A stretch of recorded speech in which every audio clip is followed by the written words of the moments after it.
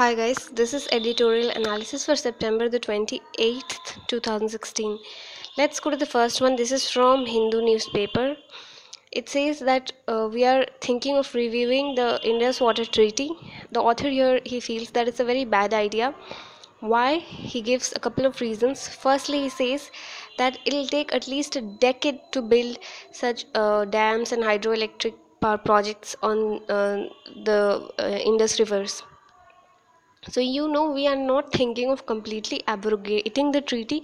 We are just thinking of using it to its maximum capacity that is still permissible within the limits of the treaty. So the author really feels that to use it to our maximum capacity, we have to build infrastructure like that. That will take at least a decade, and who knows what is going to happen in a decade. Our relationship dynamics could have changed in 10 years. We could be very friendly then, and then it will not be helpful to us. Secondly, the second reason that he gives is that given the controversial nature of the region and ecological devastation that is caused by many dams built on a river, it is highly unlikely that we'll get any international funding for such projects. So these are a couple of reasons that are given by this author. I sort of don't agree with him. Let's move on to the second editorial. It says that the government has announced Jawaharlal Nehru National Solar Mission. So under this scheme, the government has to buy electricity from solar energy producers. Okay, so government will buy electricity from solar energy producers that are private players. But Indian government, it had made it compulsory that the solar energy producers use certain components that are domestically produced only. That means some of the components in their panels, solar panels, that they have to use, government had made it compulsory that some of the components in those panels have to be domestically produced in India. Now WTO, World Trade Organization, came into action here.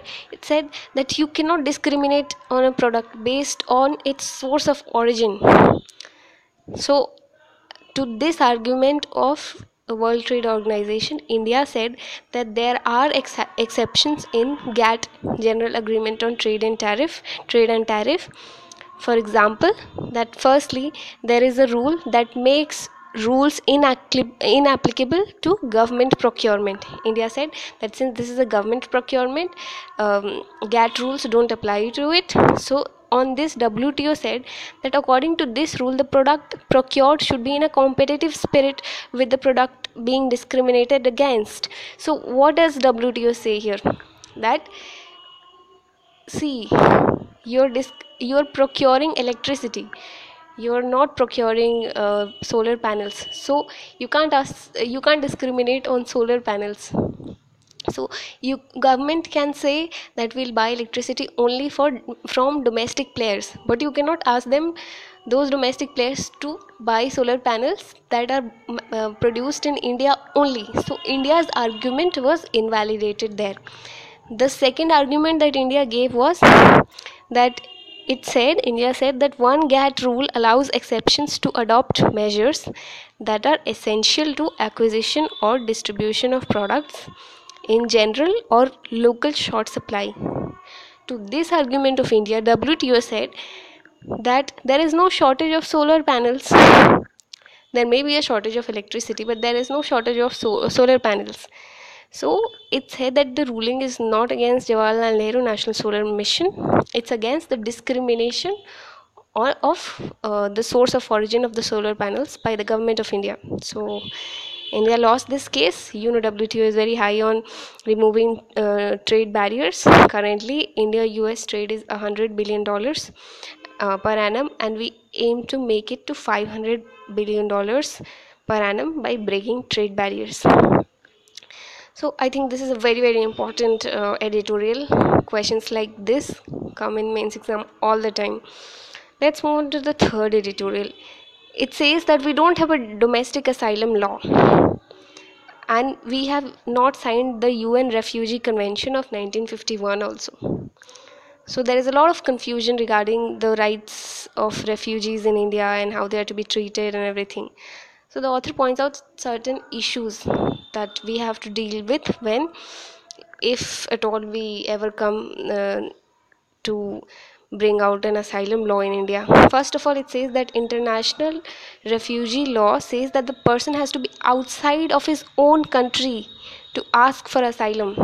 But it is silent. The international law is silent on whether he needs to be in the country where he want to live. Like, does he, like, let's say if he's from Syria and if he wants asylum in Germany, so does he physically need to be in Germany to ask for it? So international law is very silent on that particular provision, and it causes a lot of controversy. So let's go to the second reason, that second issue in this regard. The author says that Bramdak Bukti has sought asylum from the government of Switzerland, but Switzerland declined it because Pakistan has put him on terror list. Now, the civilian character of an asylum seeker is paramount, and the asylum seeker should not be a human rights violator. So whenever we decide to come up with an asylum law, we have to keep in mind that we do not take in a human rights violator. Thirdly, we do not have any defined rights for refugees in India. Other countries, most of the European countries, they have defined rights for refugees in their country, like for education and health and employment and all. But here in India, we do not have any kind of provisions like that. And all the different kind of refugees, they live under different kind of provisions in India. For example, the Sri Lankans one, they live differently. Tibetans live differently. Bangladeshi refugees, immigrants, they live differently. So there is no uniform law in our country to deal with this situation, and it's a very, very bad thing. So that's it for today, September